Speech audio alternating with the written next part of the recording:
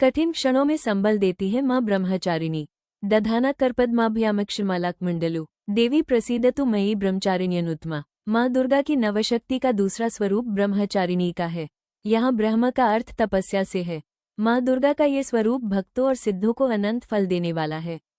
इनकी उपासना से तप, त्याग, वैराग्य, सदाचार और संयम की वृद्धि होती है। नवरात्रि की 9 देवियां और उनके बीज मंत्र जानिए। ब्रह्मचारिणी का अर्थ तप की चारिणी यानी तप का आचरण करने वाली। देवी का ये रूप पूर्ण ज्योतिर्मय और अत्यंत भव्य है। इस देवी के दाएं हाथ में जप की माला है और बाएं हाथ में ये कमंडल धारण किए हैं। पूर्वजन्म में इस देवी ने हिमालय के घर पुत्री रूप में जन्म लिया था और नारद जी के उपदेश से भगवान शंकर को पति रूप में प्राप्त करने के लिए घोर तपस्या की थी। इस कठिन तपस्या के कारण इन्हें तपश्चारिणी अर्थात ब्रह्मचारिणी नाम से अभिहित किया गया। 1000 वर्ष तक इन्होंने केवल फल फूल खाकर बिताए और 100 वर्षों तक केवल जमीन पर रहकर शाक पर निर्वाह किया। कुछ दिनों तक कठिन उपवास रखे और खुले आकाश के नीचे वर्षा और धूप के घोर कष्ट सहे। 3000 वर्षों तक टूटे हुए बिल्वपत्र खाए और भगवान शंकर की आराधना करती रहीं।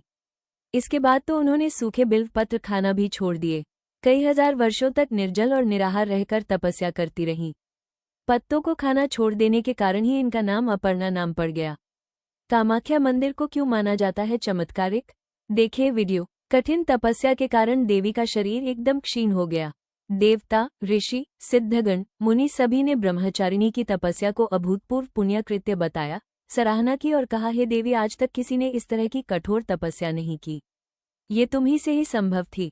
तुम्हारी मनोकामना परिपूर्ण होगी और भगवान चंद्रमौली शिवजी तुम्हें पति रूप में प्राप्त होंगे। अब तपस्या छोड़कर घर लौट जाओ। जल्द ही तुम्हारे पिता तुम्हें बुलाने आ रहे हैं। इस देवी की कथा का सार यह है कि जीवन के कठिन संघर्षों में भी मन विचलित नहीं होना चाहिए। माँ ब्रह्मचारिणी देवी की कृपा से सर्व सिद्धि प्राप्त होती है। दुर्गा पूजा के दूसरे दिन देवी के इसी स्वरूप की उपासना की जाती है।